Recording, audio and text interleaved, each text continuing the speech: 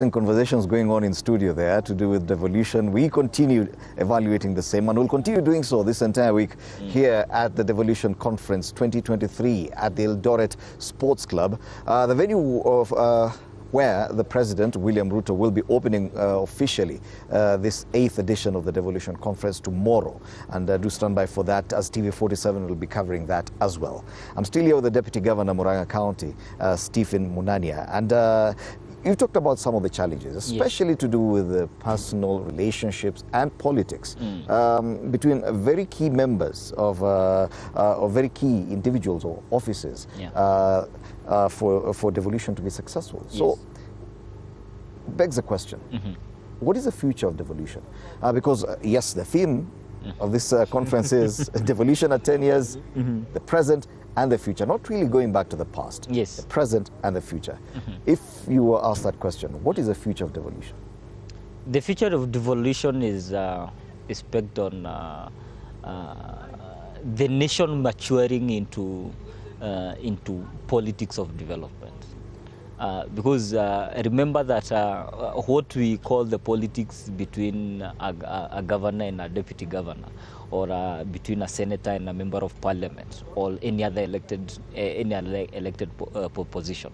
The other politics taking shape in the grassroots level, which is the politics of development, because the Mwananchi and Wanjiko doesn't recognize the personal relationship between a governor and a deputy governor, regardless of how dire they might be.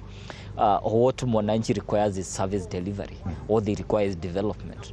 So the future of devolution is the nation maturing into the politics of development. Yes. Because at that level, then you can be able to address the teething issues of interpersonal relationships.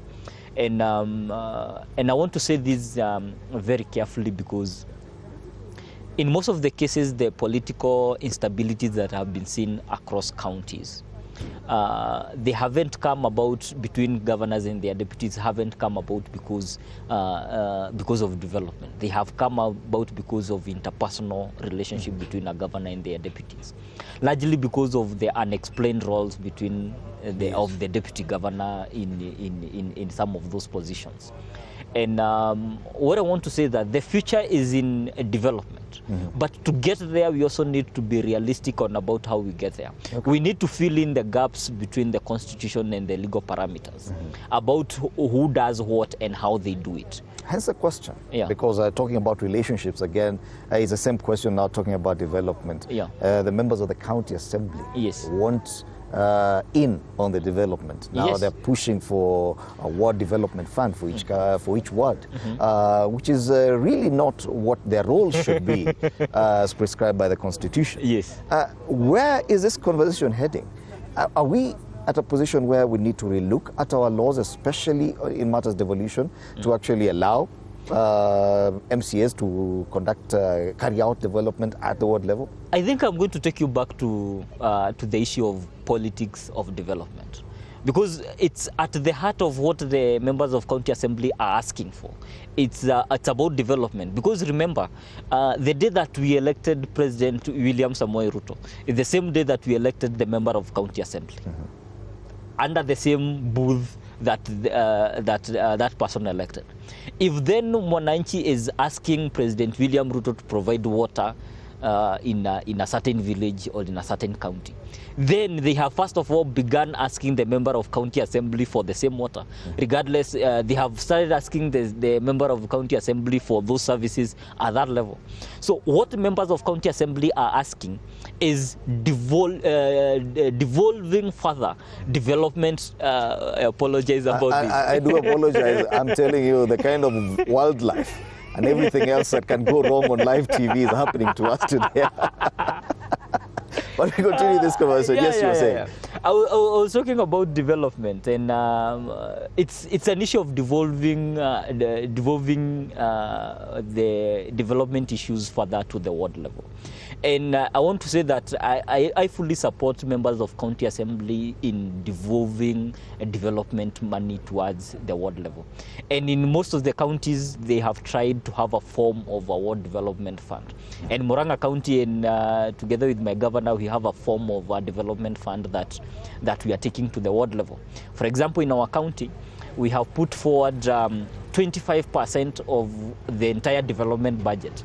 It's going to be ward-based development. To be overseen by the county member of the county assembly? The role of the member of the county assembly, since he's the person who, in day out, has the people of Kenya looking at him and asking him questions.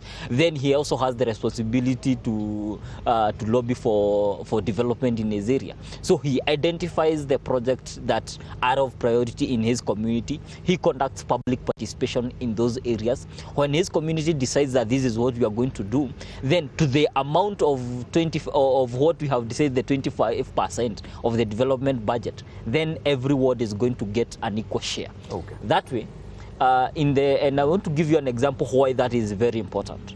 In this financial year that we just completed, Murang'a County, we just completed constructing 139 ECD centers at the ward level. And those are renovations and 12 new constructions. You see, in a period of when we did the supplementary budget in December and the completion in June, having done so much in terms of constructions of ECD centers, we have also done at least 14 dispensaries. We have also done smart cities program, at least one in every sub-county. All those developments is about devolving this development fund at the local level. Okay. Not just the governor deciding this is what we are going to do. Then that member of county assembly who has a huge role to play in the political architecture of devolution, then he has to have a say towards how development is going at the grassroots level. Okay. Yes. And as we wrap up this conversation, Bona Deputy Governor, Yes. There's a conversation that's happening at the national level right now that could possibly lead us to a relook at our constitution, Yes. some of the laws that we're talking about. And even after 10 years of devolution, probably it could be time to relook at some of the legislation that govern devolution. If at Definitely. all there's any legislation or piece of law that should be changed or relooked at Yes. 10 years on, what would Definitely. it be? As far as devolution is concerned. I think there are several. There are several because we have identified those gaps As in we the wrap 10 up years. this, One, I want to put it the PFMA Act, the Public Finance Management Act. This is the act that defines how we allocate resources in a county. And as you look at a county's budget, there is what you call, on one side you have the development budget, on the other side you have a recurrent budget. The constraints of how you define a recurrent budget or items that go into the recurrent budget and items that go to development budget, they have been a chokehold towards the county government. And I'm going to give you an example. In Murang'a County, like any other county across the country, Kenyans have increasingly talked about the service delivery in our hospitals. And they say there is congestion, there is little to no drugs, there are no sufficient health workers in the hospitals. The challenge right now, and every person is facing in this country, in our healthcare system. For example, I have a deficit of almost 400 health workers in the entire system.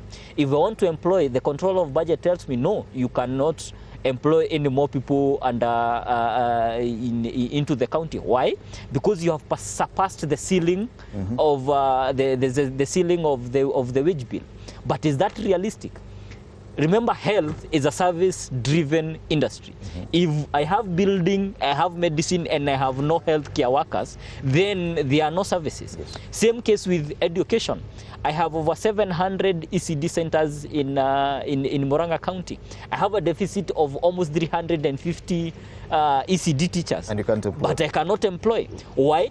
Because the PFMA Act has defined what is in this role. The second part is how you define certain development issues in a budget. And I want to give you an example of what we do in bursaries. The county government has, usually have intervention programs towards the education system. They